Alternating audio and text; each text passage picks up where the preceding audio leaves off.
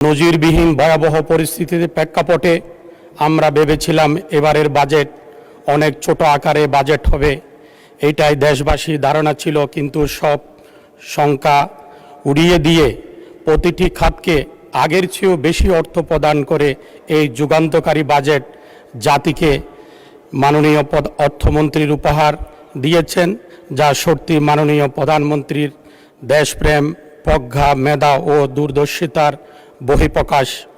মাননীয় স্পিকার, গণতান্ত্রিক মানবিক এই অন্তর্ভুক্তিমূলক অর্থনীতির অভিযাত্রা, এই স্লোগান নিয়েই আমাদের অর্থনীতির অগ্রযাত্রা। মাননীয় স্পিকার, দেশের ইতিহাসে মাননীয় অর্থমন্ত্রী 2026-27 অর্থবছরে একটি ঐতিহাসিক বাজেট ঘোষণা করেছেন।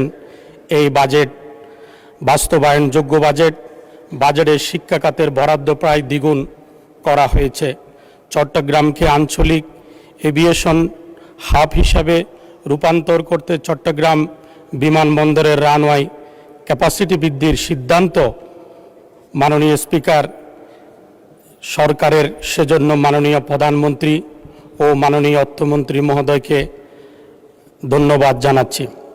মাননীয় স্পিকার, এই অর্থবছরে সারা দেশে 680 কিলোমিটার খাল খননের পরিকল্পনা বাস্তবায়ন হলে জলাবদ্ধতার প্রায় শূন্যের কোটায় নেমে আসবে। মাননীয় স্পিকার, ধর্মীয় প্রধানদের সামাজিক মর্যাদা বৃদ্ধি ও জীবনমান উন্নয়নের ইমাম, মুয়াজ্জিন ও খাদেমকে 10,000 টাকা করে ও পুরোহিত সেবায়েতকে 8,000 টাকা ভাতা প্রদান করা হচ্ছে।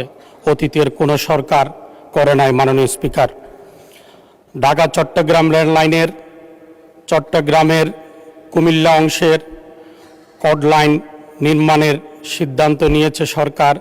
এর ফলে ঢাকা সাথে চট্টগ্রামের দূরত্ব মাননীয় স্পিকার 80 কিলোমিটার কমে ট্রেনের যাত্রার সময় 5 ঘন্টা থেকে 3.5 ঘন্টায় নেমে আসবে। এই এলাকার যোগাযোগ খাতে যুগান্তকারী পরিবর্তন আসবে। প্রবাসী ভাইদের সামগ্রিক কল্যাণ বিবেচনা প্রবাসী কার্ড কর্মসূচি খুবই গুরুত্বপূর্ণ অবদান রাখবে। মাননীয় স্পিকার, কর্মসংস্থান, সামাজিক সুরক্ষা, শিক্ষা, স্বাস্থ্য, কৃষি, শিল্পায়ন এবং দ্রব্যমূল্য নিয়ন্ত্রণকে সমান গুরুত্ব দিয়ে প্রণীত এই বাজেট নিঃসন্দেহে একটি গণমুখী ও উন্নয়নমুখী ও ভবিষ্যৎমুখী বাজেট। মাননীয় স্পিকার, আমি 71 বিধিতে আমি এই পার্লামেন্টে বক্তব্য রেখেছিলাম। মাননীয় স্পিকারের ধারাবাহিকতায় মাননীয় প্রধানমন্ত্রী কক্সবাজার জনসভায় এই চট্টগ্রাম কক্সবাজার মহাসড়ককে 6 লেনে উন্নত করবেন ঘোষণা দিয়েছেন। এই জন্য আমি মাননীয় প্রধানমন্ত্রীকে আমার চট্টগ্রাম 14 চন্দনাইশ আংশিক সাতকানিয়ার পক্ষ থেকে এবং আমার দক্ষিণের মানুষের পক্ষ থেকে আন্তরিক ধন্যবাদ এবং কৃতজ্ঞতা জানাই। মাননীয় স্পিকার, আমার পরিশেষে আমার এলাকার 2-1টা কথা বলতে হয় উন্নয়নে। এই চট্টগ্রাম 14 অত্যন্ত অবহেলিত।